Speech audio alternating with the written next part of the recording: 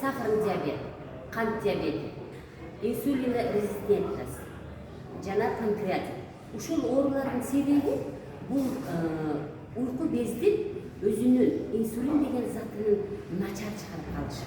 А эмне үчүн? Себеби уйку безге жакшы кан келбей жатат. Уйку безден кетип бараткан керексиз заттар лимфа менен барбай жатат.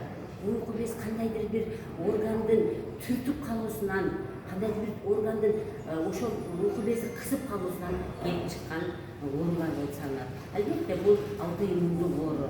Демек, уйку без өзүнүн инсулинин жакшы чыгара албастан өзүндө калып калат дагы самопожирание, өзүн-өзү жеп жокулуунан ушул оорулар келип чыгат экен.